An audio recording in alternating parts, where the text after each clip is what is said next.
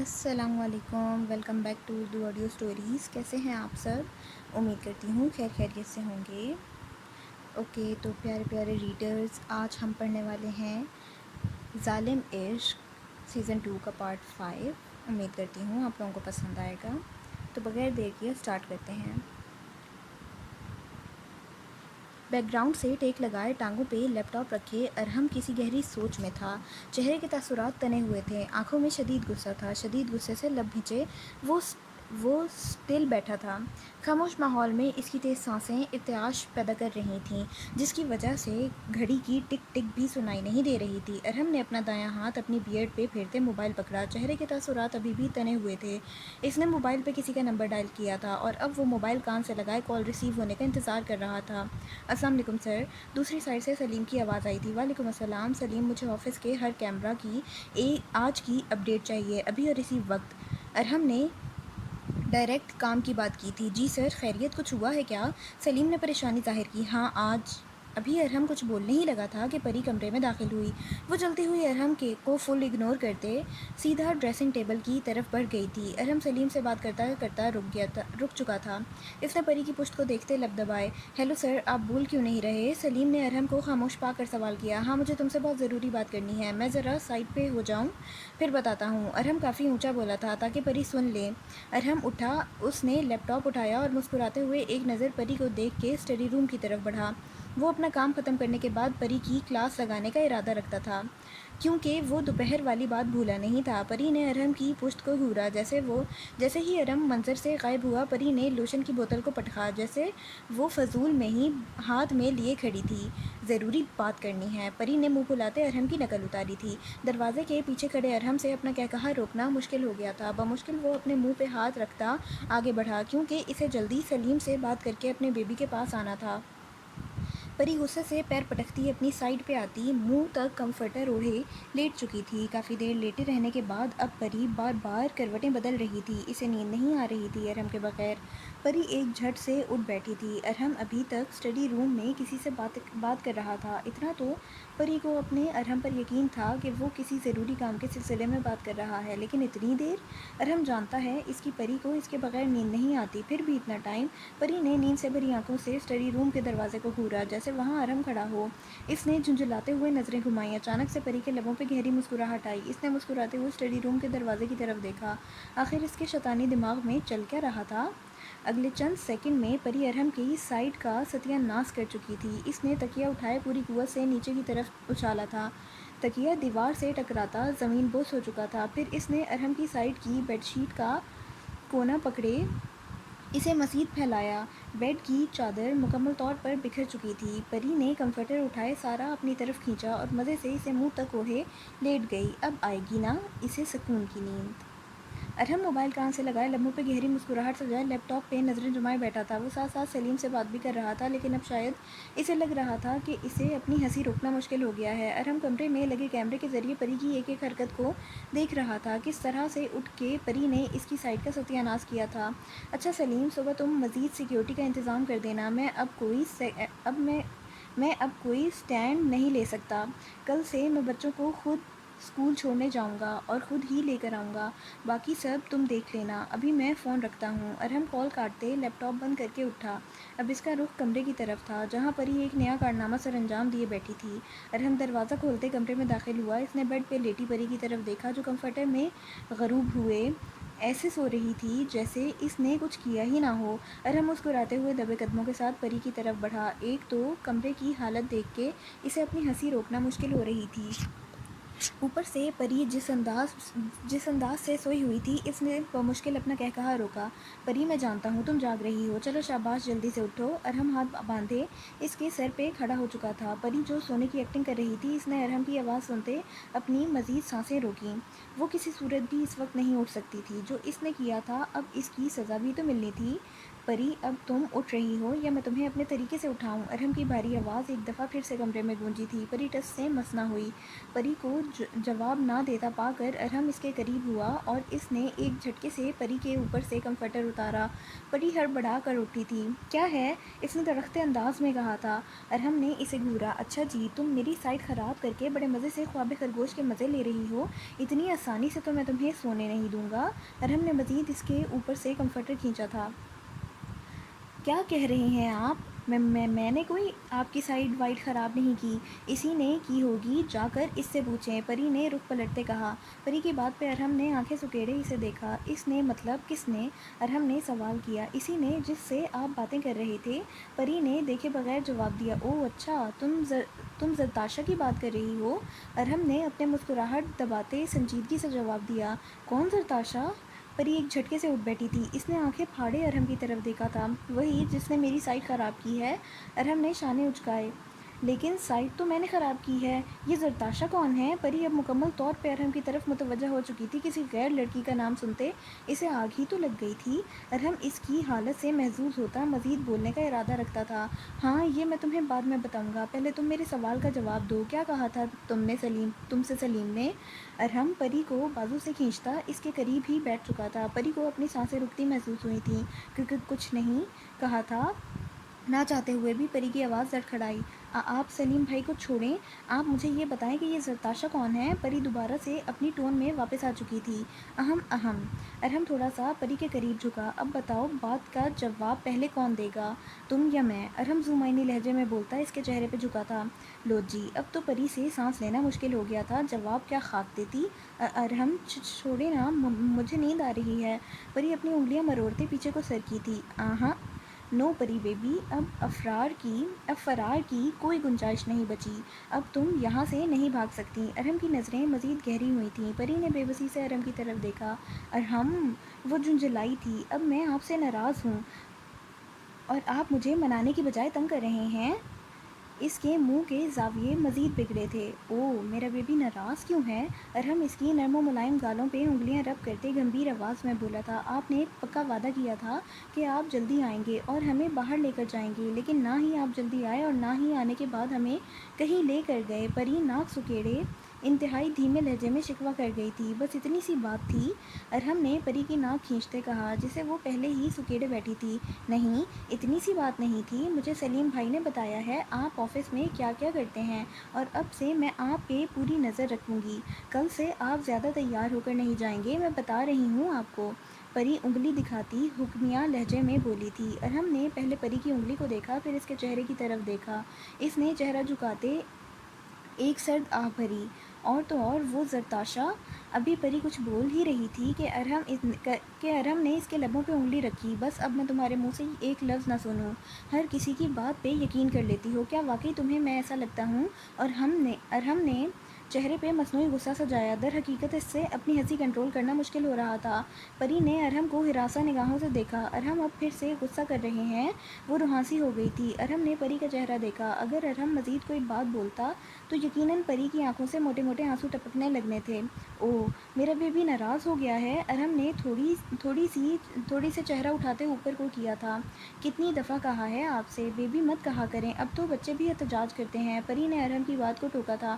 ارہم کا زوردار قہقہا گونجا۔ پری نے گھور کر دیکھا۔ ارہم، میں مذاق نہیں کر رہی، اب میں بڑی ہو گئی ہوں۔ وہ جھنجھلائی تھی کہ وہ تمہارا چہیتا جتنے مرضی احتجاج کر لے، اسے کبھی انصاف نہیں ملے گا۔ اور رہی بات تمہاری، تو تم آج بھی بچی ہی ہو۔ ارہم نے بیڈ کی چادر کی طرف اشارہ کرتے کہا تھا۔ پری نے ارہم کا اشارہ دیکھتے نظریں چرائیں۔ کوئی کہے گا کہ تم بڑی ہو گئی ہو، حرکتیں دیکھی ہیں تم نے اپنی؟ ایسے کون بچوں کی طرح چادر اکٹھی کرتا ہے؟ اور تکیہ دیکھو تم نے کہاں پہ پھینکا۔ ابھی بھی تم کہتی ہو کہ تم بڑی ہو گئی ہو۔ اب مکمل طور پہ ارہم پری کی کلاس لگانے کا ارادہ رکھتا تھا۔ ہاں، تو جب آپ کو پتا تھا کہ میں فیڈر پیتی بچی ہوں تو کیوں کی آپ نے میرے ساتھ شادی؟ کسی اپنے جتنی کے ساتھ آپ شادی کرتے جو کم از کم ایسی حرکتیں نہ کرتی۔ پری بولتے بولتے چہرہ پھیر گئی تھی۔ ارہم کو ایک دفعہ پھر اپنا ضبط ٹوٹتا محسوس ہوا تھا۔ ہنسی روکنے کی وجہ سے اس کا چہرہ سرخ انگارہ ہو گیا تھا۔ وہ کیا ہے نا، مجھے یہ فیڈر پیتی لڑکی پسند آ گئی تھی تو بس تم سے شادی کر لی۔ اور ارہم نے کندھے اچکائے۔ ارحم کی بات سنتے پری نے ایک ادا سے اپنے بال ایک ہاتھ سے پیچھے کی طرف اچھالے تھے، جیسے اسے ارحم کی اسی بات پہ غرور ہو۔ بس تمہاری انہی اداؤں کی وجہ سے نا میرا ایمان خراب ہوتا ہے، اور پھر تم الزام تراشی بھی مجھ پہ ہی کرتی ہو۔ چلو اب سو جاؤ، مجھے صبح آفس جانا ہے، بچوں کو اسکول بھی صبح میں خود ہی چھوڑنے جاؤں گا۔ اگلے چند لمحوں میں پری نیند کی وادیوں میں اتر چکی تھی۔ ارحم اس کے گرد مضبوط حصار بنائے لیٹا تھا، وہ ابھی تک سویا نہیں تھا، اس کا دماغ کسی گہری سوچ میں الجھا ہوا تھا۔ اب کون سی نئی مصیبت ان پہ آنے والی تھی؟ جو بھی تھا، ارحم اب ہر امتحان، ہر مشکل کے لیے تیار تھا۔ اس نے ایک سرد آہ بھرتے پری کا چہرہ دیکھا جو بڑے مزے سے سو رہی تھی۔ ارحم نے بھی مسکراتے ہوئے آنکھیں بند کیں۔ کچھ دیر میں وہ بھی نیند کی وادیوں میں اتر چکا تھا۔ آنی، میں نے آپ سے کہا تھا میں اس رشتے کو مکمل طور پہ نہیں نبھا پاؤں گا، لیکن آپ کی ضد تھی، میں آپ کی ضد کے آگے ہار گیا، لیکن اب جو آپ چاہتی ہیں میں وہ نہیں کر سکتا، آپ جانتی ہیں۔ یزدان اس وقت رخسار بیگم کے کمرے میں بیٹھا تھا۔ رخسار بیگم کب سے اسے سمجھانے کی کوشش کر رہی تھی، لیکن وہ بھی اپنے نام کا یزدان شاہ تھا۔ مجال ہے ایک بات بھی اسے سمجھ میں آ رہی ہو۔ یزدان، تمہیں نہیں لگتا کہ یہ اس بچی کے ساتھ زیادتی ہے؟ بھول جاؤ گزرے ہوئے وقت کو، تم آج بھی اسی جگہ پہ کھڑے ہو، میں حیران ہوں۔ رخسار بیگم بے بسی سے بولی تھیں۔ آپ بالکل ٹھیک کہہ رہی ہیں، میں آج بھی اسی جگہ پہ کھڑا ہوں، لاکھ کوششوں کے بعد بھی میں قدم نہیں بڑھا پا رہا، میں اپنے دل کا بوجھ نہیں ہلکا کر پا رہا۔ نہ چاہتے ہوئے بھی یزدان کی آنکھوں میں نمی اتر آئی تھی جسے اس نے اسی پل چھپا لیا تھا۔ وہ مرد تھا، آنسو بہانا مرد کی فطرت نہیں۔ یزدان، تم آج بھی پری کو نہیں بھولے؟ رخسار بیگم اس کا چہرہ دیکھتے بولی تھیں، جیسے کچھ پڑھنے کی کوشش کر رہی ہوں۔ آپ کو کیا لگا تھا میں اسے بھول جاؤں گا؟ میری نظر میں ہر وہ مرد 2 ٹکے کا ہے جو اپنی پہلی محبت کو بھول جائے، اور یزدان شاہ اس لفظ کو اپنی توہین سمجھتا ہے۔ یزدان کی بات سنتے رخسار بیگم نے حیرت سے اس کی طرف دیکھا تھا۔ وہ واقعی آج بھی وہیں کھڑا تھا جہاں سے آگے بڑھنے کے لیے رخسار بیگم نے اسے باہر بھیجا تھا۔ دروازے کے باہر کھڑی میرب جو چائے دینے آئی تھی، اس کے قدم لڑکھڑائے تھے، اس کی آنکھوں کے آگے جیسے اندھیرا آیا تھا۔ اس نے بمشکل دیوار کا سہارا لیتے خود کو سنبھالا۔ اس میں میرب کا کیا قصور ہے؟ اس بچی کو کیوں سزا دے رہے ہو؟ یہ مت بھولو کہ وہ تمہارے بیٹے کی ماں ہے۔ میں اسے کوئی سزا نہیں دے رہا، وہ میرے بیٹے کی ماں ہے، میرے لیے اہمیت کی حامل ہے، لیکن جو کچھ اب آپ چاہتی ہیں ایسا کچھ نہیں ہونے والا۔ یزدان نظریں پھیرتے بولا تھا، مطلب بھئی واہ، یہ اسے اپنی بیوی تسلیم نہیں کر رہا، لیکن بچے کی ماں بن گئی ہے وہ۔ دس از آڈ۔ یزدان، بس کر دو، بھول جاؤ پری کو، کیوں مجھے گنہگار کر رہے ہو؟ کتنا انتظار کیا ہے میرب نے تمہارا، اور اب تم آ گئے ہو، تم اس طرح کرو گے؟ تم نے ایک دفعہ اس کی طرف دیکھا بھی نہیں ہے، کتنی چاہت سے وہ تمہارے لیے تیار ہوئی تھی۔ اب کی بار یزدان کچھ بول نہیں سکا تھا۔ کیا اسے احساس ہوا تھا کہ وہ غلط کر رہا ہے؟ یزدان میرے بیٹے، بھول جاؤ گزرے ہوئے وقت کو، مجھے گنہگار مت کرو۔ رخسار بیگم یزدان کے ہاتھ تھامے منت بھرے لہجے میں بولی تھیں۔ یزدان نے نم آنکھوں سے ان کی طرف دیکھا اور بولنا شروع کیا۔ آنی، آپ کو کیا لگتا ہے کہ میں نے اسے بھولنے کی کوشش نہیں کی؟ میں نے جب بھی اسے بھولنا چاہا ایک نئے درد سے گزرا ہوں، میں چاہ کر بھی اسے نہیں بھول پا رہا۔ لہجے میں درد تھا، سالوں پرانا غم تھا، زبان میں لڑکھڑاہٹ تھی۔ رخسار بیگم نے یزدان کی آنکھوں میں جھانکا جو اس وقت سرخی پکڑے ہوئے تھیں، جن میں آج بھی ایک انتظار کی کرن تھی۔ جا کر آرام کرو، تھک گئے ہوگے۔ رخسار بیگم اپنے بیٹے کی حالت پہ تڑپ ہی تو اٹھی تھیں۔ انہوں نے غلط سوچا تھا کہ یزدان باہر جا کر سب کچھ بھول جائے گا، لیکن نہیں، وہ غلط تھیں۔ یزدان کچھ نہیں بھولا تھا، بلکہ اس کے غم میں دن بدن اضافہ ہوتا گیا تھا۔ یزدان نے ان کی پیشانی پہ لب رکھے اور مسکراتے ہوئے ان کی طرف دیکھا۔ میں اپنی آنی سے وعدہ کرتا ہوں، میں آپ کی باتوں پہ عمل کروں گا۔ یزدان صرف اتنا بولا اور اٹھ کر باہر کی طرف بڑھا۔ رخسار بیگم نم آنکھوں سے مسکرائی تھیں۔ یزدان نے آج بھی جاتے جاتے اپنی آنی کا مان رکھ لیا تھا۔ یزدان ایک فرمانبردار بیٹا ہے، اس نے آج سے چند سال پہلے بھی اپنی آنی کا مان رکھ لیا تھا، اور آج بھی وہ لاکھ انکار کے بعد ان کا مان رکھ گیا تھا۔ یزدان نے اپنی آنی کی خاطر اپنی محبت کو چھوڑا تھا، یہ کوئی آسان کام نہ تھا، اب کچھ وقت تو لگنا تھا نا۔ اور رخسار بیگم کو پوری امید تھی کہ یزدان ایک نہ ایک دن آگے بڑھے گا۔ وہ اس کی پشت کو دیکھتی نم پلکوں سے مسکرا دی تھیں۔ یزدان جیسے ہی کمرے سے باہر نکلا، سامنے میرب چائے کی ٹرے تھامے دیوار کے سہارے کھڑی تھی۔ یزدان ٹھٹکا، اس نے میرب کے چہرے کی طرف دیکھا جو بے تاثر تھا۔ اس کے چہرے سے اندازہ لگانا مشکل تھا کہ اس نے کچھ سنا ہے یا نہیں۔ یزدان چہرہ جھکائے ایک سائڈ سے نکل گیا تھا۔ میرب نے یزدان کو جاتا دیکھ بمشکل اپنے لڑکھڑاتے قدموں کو سنبھالا تھا۔ وہ ظالم سفاک انسان جا چکا تھا، اس نے آج پھر دل توڑ دیا تھا۔ میرب اپنے بوجھل ہوتے قدموں کے ساتھ کچن کی طرف بڑھی۔ اس سے اپنے قدم آگے بڑھانا مشکل ہو رہے تھے۔ ایسا لگ رہا تھا جیسے وہ جلتے انگاروں پہ چل رہی ہو۔ یہ چند قدموں کا راستہ اسے آج اپنی زندگی کا سب سے طویل راستہ لگا تھا۔ کچن میں آتے اس نے چائے کی ٹرے کو رکھا۔ وہ بمشکل اپنے بوجھل وجود کو سنبھالتی شیلف کے سہارے کھڑی تھی۔ پریشے، اس کے دماغ میں پری کا نام گونجا تھا۔ آج پہلی دفعہ اسے پری سے نفرت محسوس ہوئی تھی۔ آخر اس میں ایسا کیا ہے جو آج تک یزدان اسے بھول نہیں سکا؟ کیا وہ مجھ سے زیادہ حسین ہے؟ میرب نے نامحسوس سے انداز میں اپنے چہرے پہ ہاتھ پھیرا تھا۔ کسی عورت کے لیے اس سے بڑا دکھ کیا ہو سکتا ہے کہ اس کا مجازی خدا اس کے سامنے ہی اپنی پہلی محبت کا اقرار کر رہا ہے۔ میرب نے ہتھیلی سے اپنی آنکھیں رگڑیں۔ آج اس کا دل شدت سے چاہا تھا وہ کسی اپنے کے گلے لگ کر روئے، وہ کسی اپنے کو اپنا حال دل سنائے، لیکن یہاں مسئلہ سارا اپنوں کا تھا، کوئی اپنا تھا ہی نہیں۔ میں بھی پیچھے نہیں ہٹوں گی، آپ کو خود سے محبت کرنے پہ مجبور کر دوں گی۔ میرب نے بے دردی سے اپنے آنسو صاف کیے تھے، اور پھر جب عورت کوئی بات ٹھان لے تو اس پر پورا اترتی ہے۔ یزدان بیک گراؤنڈ سے ٹیک لگائے باران کو اپنی گود میں بٹھائے ہوئے تھا۔ چہرے پہ کافی حد تک خوشی کے تاثرات تھے، لیکن کہیں کہیں غم کی لکیریں بھی واضح ہو رہی تھیں۔ باران ایک کے بعد ایک جوک سناتا تھا اور یزدان کئی کئی منٹوں تک ہنستا چلا جاتا۔ اولاد ایسی نعمت ہے جو انسان کے بڑے سے بڑے غم کو بھلا دیتی ہے، اور بیٹا تو باپ کا بازو ہوتا ہے۔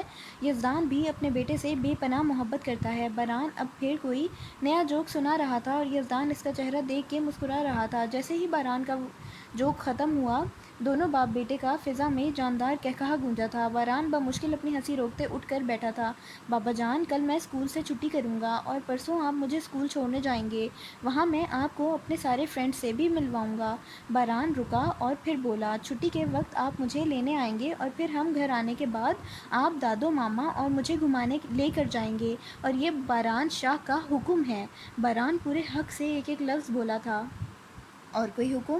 یزدان اس کے بالوں میں ہاتھ پھیرتا گہری مسکراہٹ سجائے بولا تھا، جی ہاں، ابھی آپ کے لیے بہت سارے حکم ہیں، لیکن آہستہ آہستہ میں جتاؤں گا، کیونکہ اب آپ واپس آ گئے ہیں اور میں آپ کو کبھی واپس بھی نہیں جانے دوں گا۔ باران بولتے ایک دفعہ پھر یزدان سے لپٹ گیا تھا۔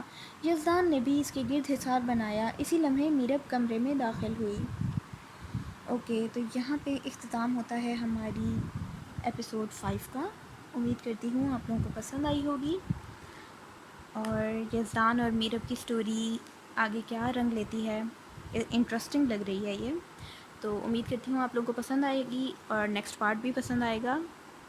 تو ملتے ہیں نیکسٹ پارٹ میں، تب تک کے لیے خیال رکھیں اپنا۔ اللہ حافظ۔